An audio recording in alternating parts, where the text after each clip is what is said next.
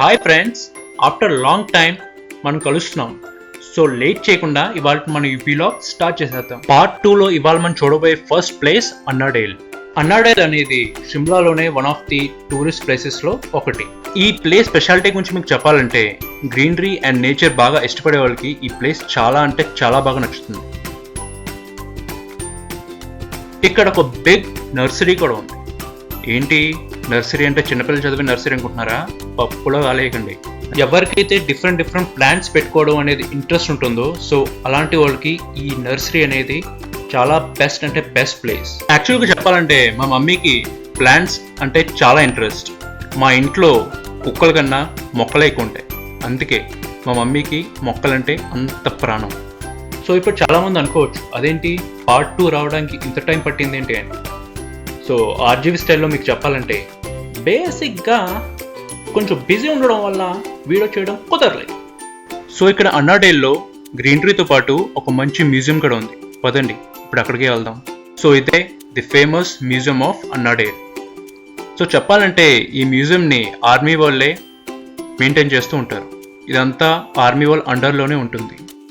నాకు ఇంకా గుర్తుంది, ఆ రోజు ఆర్మీ ఫ్యామిలీస్ అంతా కలిసి పిక్నిక్కి వెళ్ళాం. సో ఆ పిక్నికే ఈ అన్నాడేల్.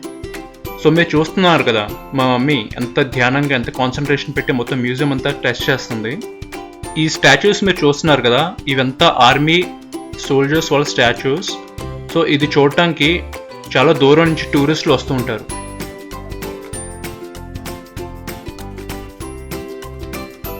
నాకైతే అప్పుడు ఈ స్టాచ్యూస్ని చూస్తే నిజంగా ఎవరైనా నా పక్కన నుంచున్నట్టే అనిపించింది, కానీ ఈ స్టాచ్యూస్ లాగా అస్సలు అనిపించలేదు. మా మమ్మీని చూడండి, వెళ్ళి వాడు పక్కన నుంచి హైట్ మెజర్ చేసుకుంటుంది.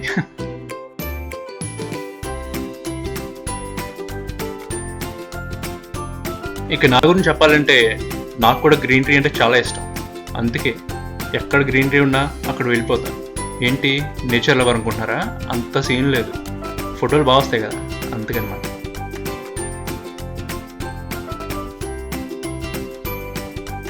ఇదే అన్నాడేల్ గోల్ఫ్ క్లబ్. ఎంబ్రాయిడరీ వర్క్స్ ఇష్టపడే వాళ్ళకి ఒక విషయం చెప్పాలి.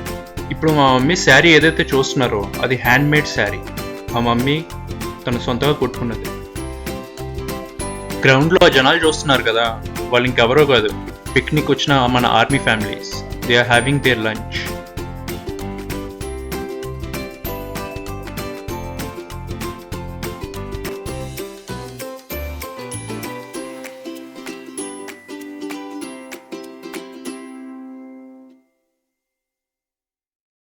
ఇప్పుడు మనం చూడబోయేది Sankat Mochan Mandir, one of the famous temples in Shimla. ఇప్పుడు మీరు అనుకోవచ్చు ఇదేంటి టెంపుల్స్ చూపిస్తున్నాడు ఏంటి అని. అమ్మా భక్తి ఉండాలమ్మా, కొంచెమైనా ఉండాలి, లేకపోతే పోతాం. కాసేపట్లో ఇక్కడ ఒక విచిత్రం జరగబోతుంది. ఏంటి విచిత్రం అనుకుంటున్నారా? చెప్పడం ఎందుకు, చూపిస్తా చూడండి.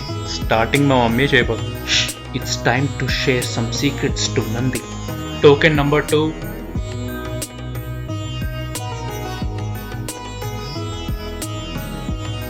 Token number 3.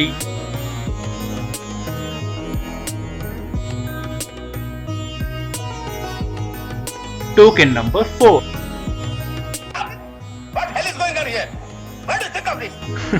చూసారు కదా, ఎక్కువ సీక్రెట్లు నంది మెయింటైన్ చేయలేదు. ఈ టెంపుల్ స్పెషాలిటీ ఏంటంటే మన దూరంగా కొండ కనబడుతుంది కదా, అక్కడి నుంచి క్లారిటీగా మనకి షిమ్లా మాల్ రోడ్ అంతా క్లియర్గా కనబడుతుంది. మా ఊళ్ళో మోస్ట్ ఎక్సైట్మెంట్ ఫీల్ అవుతున్నట్టున్నారు, అందుకే ఫోటోలు ఆపట్లే అసలు.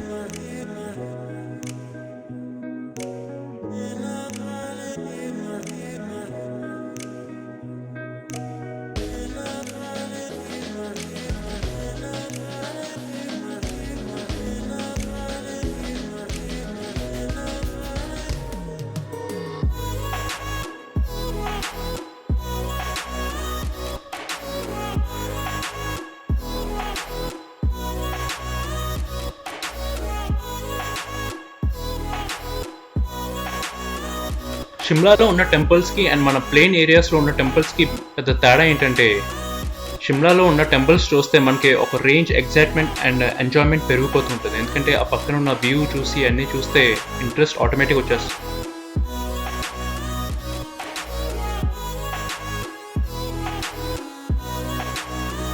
సో ఫైనల్లీ మనం తారాదేవి టెంపుల్కి వచ్చేసాం. ఒక 45 మినిట్స్ జర్నీ చేస్తే కానీ ఈ టెంపుల్ చేరుకోలేదు. సో చూస్తున్నారు కదా, టెంపుల్ కింద షాప్స్ ఉన్నాయి. సో ఇక్కడి నుంచి మనం పూజ సామాను అన్నీ తీసుకెళ్ళచ్చు. ఒక్కటి మాత్రం చెప్తున్నా, టెంపుల్ ఎంత ఫేమస్ అయినా సరే, ఎంత అదిరిపోయినా సరే, పక్కనున్న వ్యూ మాత్రం అది చూడకుండా మనం ఉండలేం.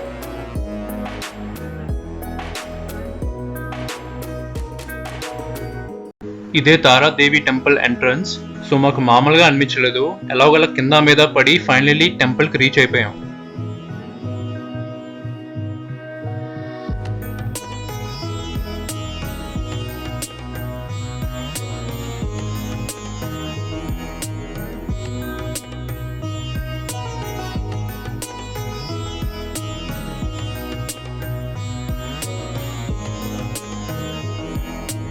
సో ఎవరైనా షిమ్లాకి రావాలని ప్లాన్ చేసుకుంటే ఖచ్చితంగా తారాదేవి టెంపుల్కి మాత్రం రండి. It's a very nice place and it's a very nice place to visit. So finally మనం చాకు టెంపుల్కి వచ్చేసాం. ఇది షిమ్లాలోనే చాలా పేరున్న టెంపుల్. సో ఇదే అనమాట ఎంట్రన్స్. సో ఇక్కడి నుంచే మనం లోపలికి వెళ్ళేది. వరల్డ్లోనే అతిపెద్ద famous and tallest Hanuman statue Jakhu టెంపుల్లోనే ఉంది. అది కాసేపట్లో మీరు చూడబోతున్నారు. నాకు తెలిసి మ్యాక్సిమం టూరిస్టులు అందరూ జాకు టెంపుల్కి రావడం చాలా ఎక్కువ ప్రిఫర్ చేస్తుంటారు, ఎందుకంటే అంత ఫేమస్ టెంపుల్ ఇది. ఒక్కసారి మీరు వెళ్తే మాత్రం మీరే అసలు ఆశ్చర్యపోతారు, అంత బాగుంటుంది.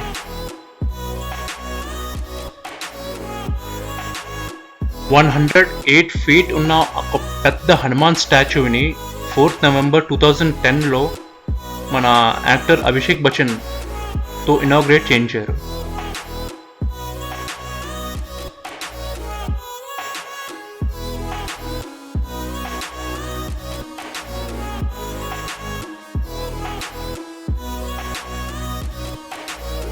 ఇక జాకు టెంపుల్ అనగానే అందరికీ గుర్తొచ్చేవి monkeys.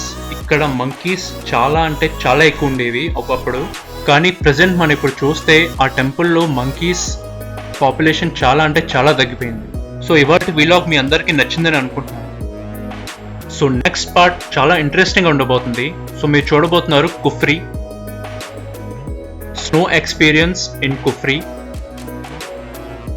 Summer hill. So next video మాత్రం అస్సలు మిస్ కాకండి. అటు చూడు,